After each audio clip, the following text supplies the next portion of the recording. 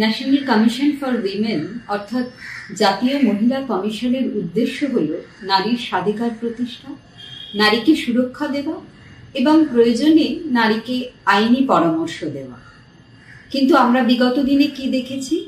এই জাতীয় মহিলা কমিশন বাংলায় এসেছে ভারতীয় জনতা পার্টির বাৎসরিক লক্ষ্যমাত্রা পূরণ করার উদ্দেশ্যে।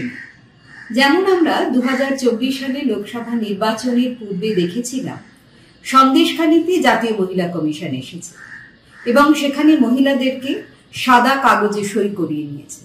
পরবর্তীকালে মিথ্যাভাবে প্রচার করা হয়েছে সেখানে নারীর সম্মান নষ্ট করা হয়েছে, নারীর সম্মান নষ্ট করা হয়েছে, শ্লীলতাহানি করা হয়েছে। কিন্তু পরবর্তীকালে এটা প্রমাণিত হয়েছে এটা সর্বৈবভাবে মিথ্যা এবং এই কাজে যিনি নেতৃত্ব দিয়েছিলেন সেই রেখা শর্মাকে ভারতীয় জনতা পার্টি এই কাজের উপহার স্বরূপ রাজ্যসভার সদস্য পদ দেয়। অর্থাৎ এর থেকে প্রমাণিত হচ্ছে যে এরা বাংলায় আসে বাংলাকে কলঙ্কিত করবার জন্য। বর্তমানে যেমন 2025 সালে মালদায় মুর্শিদাবাদে আবারও জাতীয় মহিলা কমিশন এসেছে এবং সেই মহিলা কমিশনের সেই সদস্যদের মধ্যে আমরা দেখেছি অর্চনা মজুমদারকে, যিনি 2021 সালের বিধানসভা নির্বাচনে ভারতীয় জনতা পার্টির হয়ে প্রতিদ্বন্দ্বিতা করেছেন এবং পরাজিত হয়েছেন।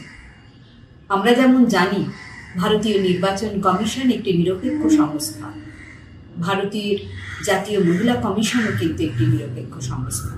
কিন্তু এর দ্বারা কি প্রমাণিত হলো যে এটি একটি নিরপেক্ষ সংস্থা, নাকি এটি একটি কুখ্যাত কমিশন যারা সাদা কাগজে সই করিয়ে নেয় অসহায় নারীকে এবং তারপরে বাংলাকে কলঙ্কিত করবার জন্য মিথ্যে কথা সারা দেশে ছড়িয়ে দেওয়ার চেষ্টা করে? ভারত লজ্জিত এই জাতীয় মহিলা কমিশনের কাজের জন্য, যারা বিজেপির হয়ে কাজ করছে।